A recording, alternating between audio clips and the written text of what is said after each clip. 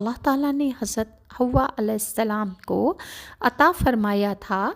یعنی 90% حسن حضرت حوا میں پایا جاتا تھا اور باقی 10% حسن جو ہے وہ تمام دنیا کو عنایت فرمایا گیا۔ تب حضرت آدم علیہ السلام اللہ تعالیٰ کے حضور سجدہ شکر بجا لائے، جناب الہی نے ان دونوں کا نکاح کر دیا اور ساکنان سماوات کے باندھا، اور دونوں کو حکم ہوا کہ اے آدم اور حوا، تم دونوں اس جنت میں رہو اور سب میوے اس بہشت کے کھاؤ، مگر خبردار اس درخت کے قریب مت جانا، یعنی گیہوں کے درخت میں سے کچھ مت کھانا۔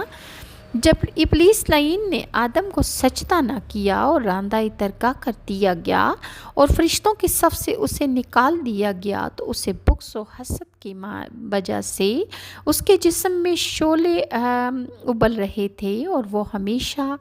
یہ تدبیر کرتا رہتا تھا کہ کسی صورت سے بہشت میں بیٹھے اور آدم کو جنت سے نکال باہر کرے۔ تو طاؤس ہمیشہ اس تدبیر میں رہتا تھا کہ کسی صورت سے وہ جنت سے نکل جائے، لہٰذا اس نے طاؤس سے دوستی کر لی کہ میری دوستی کے حق تیرے اوپر ثابت ہیں، اور پہلے ہم اور تم ایک ہی مکان میں رہتے تھے، اور یہ التماس ہے، میں تجھ سے التماس کرتا ہوں کہ مجھ کو اپنے بازو پر بٹھا کر تو جنت میں پہنچا دے تاکہ میں اپنے دشمن آدم سے بدلہ لے سکوں۔ طاؤس نے جب شیطان کی یہ بات سنی تو اس نے انکار کر دیا اور کہنے لگا کہ یہ بات تو سانپ سے کہو۔ تب شیطان نے سانپ کے پاس چلا گیا اور اپنے فریب کے منتر سے فریفتہ کیا۔ سانپ اس کو اپنے منہ میں لے کر جنت میں داخل ہو گیا، اور جنت کے نگہبان کو خبر نہ ہو سکی کہ شیطان کے منہ میں ابلیس موجود ہے، اور وہ جنت میں داخل ہو گیا جس کو اللہ تعالیٰ نے جنت سے نکال باہر کیا تھا۔